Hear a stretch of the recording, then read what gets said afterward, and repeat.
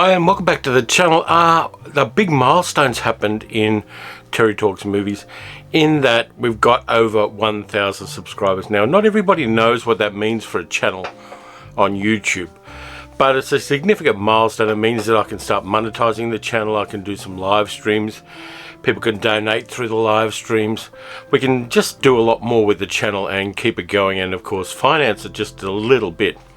Not that I'm actually in it for the money, but money would be nice. So thank you very much to everybody who subscribed to the channel, which is about 8% of the people who watch the channel. So if you're watching the channel and you haven't subscribed, consider it, just to keep up to date on what I'm going to be doing on there. We're going to be doing a lot more in 2021 than we did in 2020. Though I did consistently put out videos twice a week, so I'm quite pleased with that. But there's a direction I want to take the channel in, still movie related and things like that, but I want to start doing some live streams and talking interactively with people about movies, just lifting the level that little bit. But it's mind-blowing to me that we've got this far, and I've had support from other YouTubers, The Adventures of Dan and Danny, Anthony A. Perez, Robbie Reed from the Big Rob Theory, just a lot of people who have encouraged and helped and really started a community for me of other YouTubers, and that's really great. I like the way that this platform is going. A lot of people get a bit angsty about it at times, but for me it's what I want to do. It's the stuff I want to share, and it works for me. So this is mind-blowingly good. As I said, not every YouTuber gets to 1,000 subscribers. In fact, less than half do. But I want to keep going from there. I want to really make this a channel where if people want to know about old movies, if people want to know about some new movies that are interesting to me, or movies from other cultures, I really want that to be part of the channel. But having said that, I'm going to take this particular video in a totally weird direction and show you a couple of the, one of them is movie related, one of them is not movie related, things that I collect. And they're a bit of fun, they're a bit silly, and it's maybe something you might be interested in doing as well, or maybe not. Now I'll start with the unseemly collection. Now, as you might know, I do a lot of road trips around the countryside, just to kind of, as a mental health thing, and just to kind of clear my head when I need to. I usually do about 500 or 600 kilometres in a day just driving around rural Victoria, and sometimes into other states when those other states aren't locked down because of COVID. But one of the things I do is I go to Roadhouses where I can take a break and get some petrol for the car, or maybe just a bite to eat. And Roadhouses here in Australia have a really unusual phenomenon to them, in that they have condom vending machines in the toilets. Now, that may not be for everybody. In fact, these I don't use, but they're $2 each. And if I've got $2 in my pocket, I start collecting the cheap Roadhouse condoms. So in fact, I've got a box here that says Roadhouse condoms. And the reason I collect them is the marketing of them is really unusual. Now I'll just show you a few. There's one called, let me have a look, I've got to see what it says before I tell you. There's one called Aromas. Now I haven't actually found out which aroma it is, and I'm probably not inclined to, but there's one of them. There is, and these are weird as hell. Screamer, which is, yeah, it's a little bit dubious. Tinglering, which I think was a Vincent Price movie, though I'm not sure. Yeah, that'd be a great combination of the Tingler and the Ring trilogy. That'd be a great movie. But there's Tinglering. This one's got a name like a racehorse. Savage Bliss, which I think was a racehorse. Let's see what else we've got here. This one I like too. Evening Magic. You gotta like that. Another better version of Savage Bliss with a woman in the jungle on it. Yeah. And what else have I got? Two more.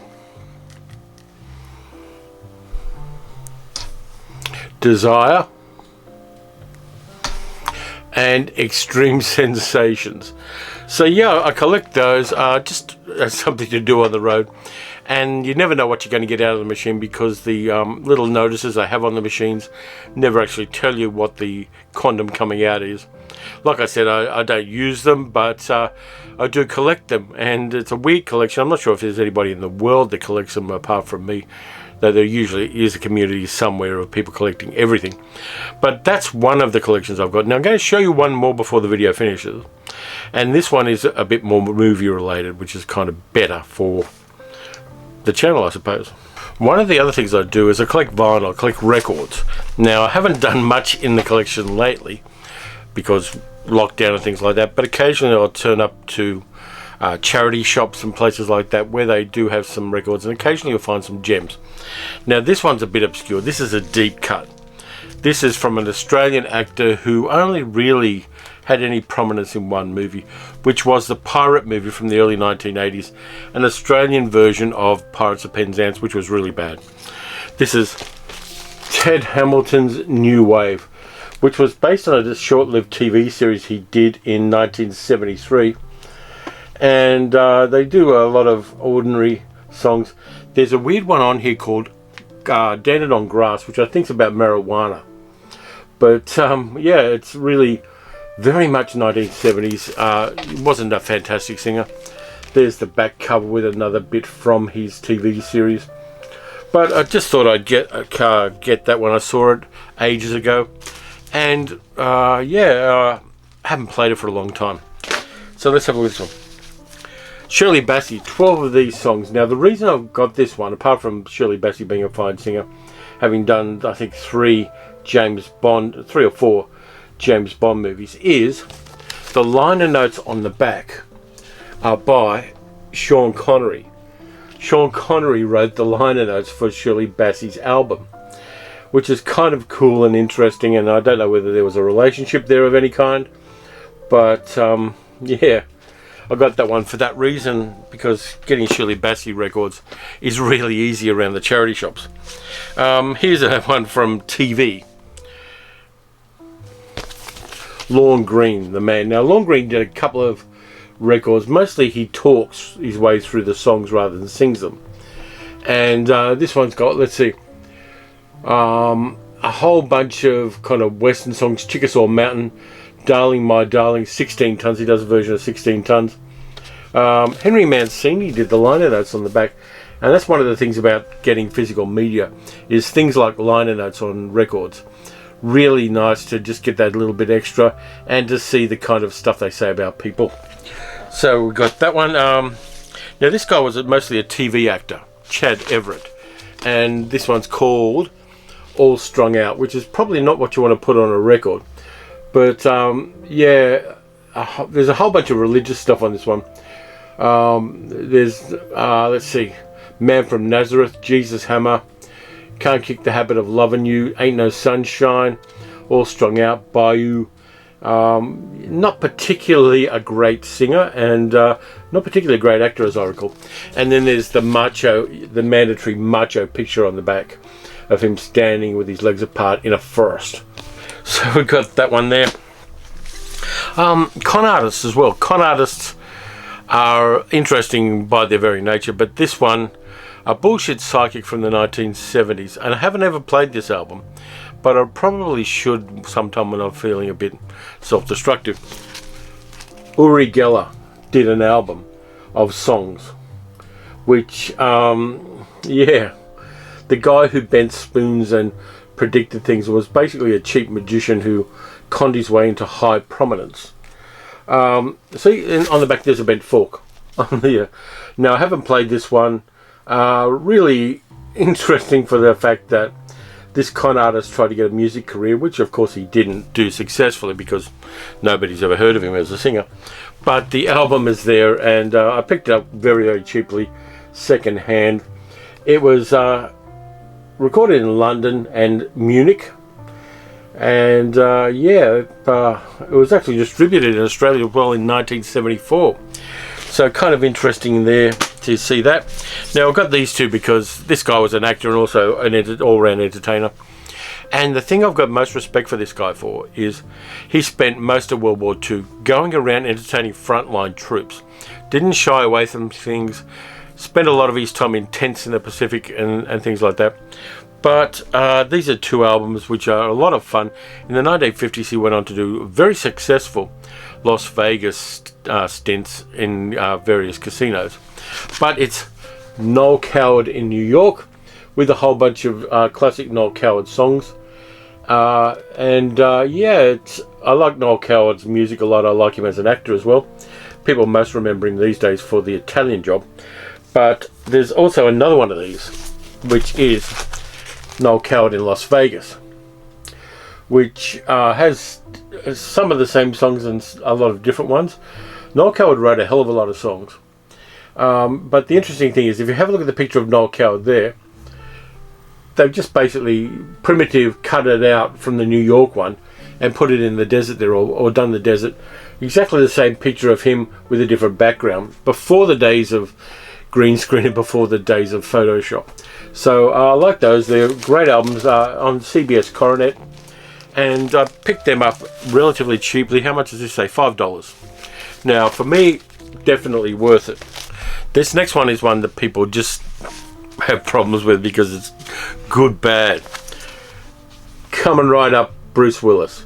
Now this was actually, there was a TV special where Bruce Willis played a guy called Bruno Radolini in a mockumentary, kind of a little bit Spinal Tappy, which came out. I'm sure you can find it on YouTube somewhere. But there's a version of Secret Agent Man in there, Under the Boardwalk, Young Blood, Respect Yourself, and a bunch of other things. So The Return of Bruno is a vulgar pleasure of mine as an album, and I like it. And yeah, Bruce Willis with a bit of hair. But if you haven't heard this, you probably can find it somewhere around. And I actually bought this new, so there you go. Back in the day, I actually paid full dollar for vinyl. Let's move on. Now, fans of Tarantino know that Michael Parks played a sheriff in a bunch of different Tarantino movies, from Dusk Till Dawn, the Kill Bill trilogy and things like that. But Michael Parks also did an album. Looking very, very thoughtful there. In his younger days now, when was this? I can see if I can find a date on the back. No, I can't. He also did a very successful TV series called Then Came Bronson. I'm not sure if it was very successful, but it was one of those. It was kind of like Route 66, but with only one guy in a motorcycle instead of two guys in a Corvette. But there he is on the back on a motorcycle with sunglasses on. Kind of cool album, very country. And the nice thing about this one too is, it opens out into a bit of a fanfold cover. So there we go. We've got pictures of him there. Got pictures of him smoking a cigarette there. It was put out by MGM Records, and now and then I dip into it. Not great singing, but at least he gave it a go. And I like Michael Parks as an actor enough to keep that one and treasure that album. Oh yeah, we've got to go with one of these. Now, two different actors did this. Two different English actors. Two different closeted gay English actors did this, where they took songs and just basically recited the lyrics with musical background because they couldn't sing. The other one was Dirk Bogarde, and I've got a CD of Dirk Bogarde's one, but this is Lawrence Harvey doing a whole bunch of different songs but reading the lyrics. Let me have a look here. Doesn't actually tell you which ones he does, which is kind of weird. Let me have a look and see if I can find a date on this.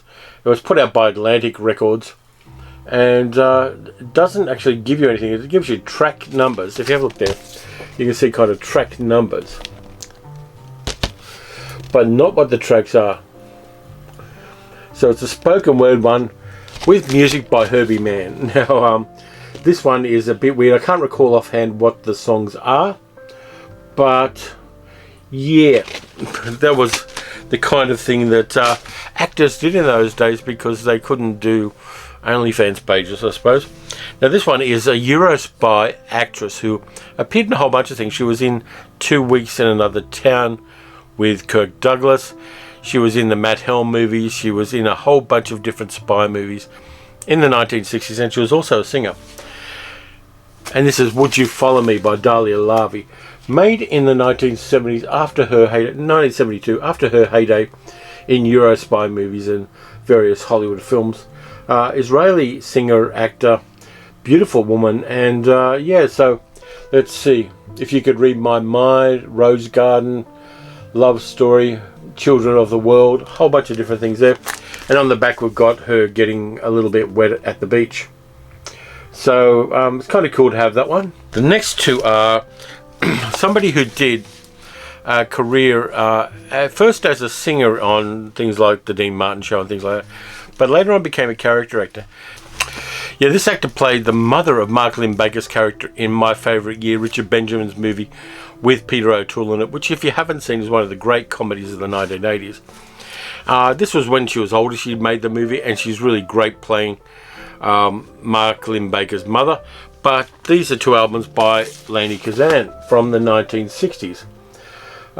She does the I'll Be Waiting for You from the Umbrellas of Cherbourg, Show Me, Summertime from Porgy and Bess, a whole bunch of different things. And the back cover's a little bit ratty, but there's another picture of Lainie Kazan in her prime. Good singer, really fine singer, and an interesting actress as well.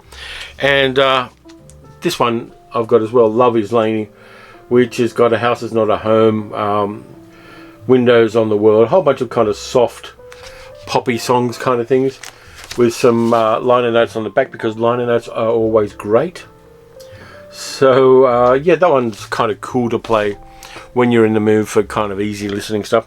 Now the next are actually somebody famous who conducted and orchestrated various music, very kind of syrupy string music, in the 1950s and 1960s. Now Jackie Gleason we know from Smokey and the Bandit and other things, and Skidoo, amongst other movies, but he also did records of kind of syrupy lounge music-y kind of stuff. And this one's called Tawny, which has things like I Cover the Waterfront and stuff like that. Very 1950s cover on there. I'm just trying to find out a date on this, but it doesn't have one. This is actually an Australian pressing of it.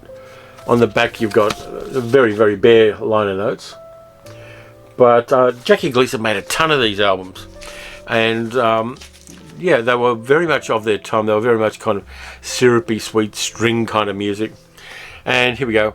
Jackie Gleason Plays Romantic Jazz. I've got that one as well. And these are long playing 33s. They're not, but they're kind of not full size albums in that sense. It's a weird format that was around for a while.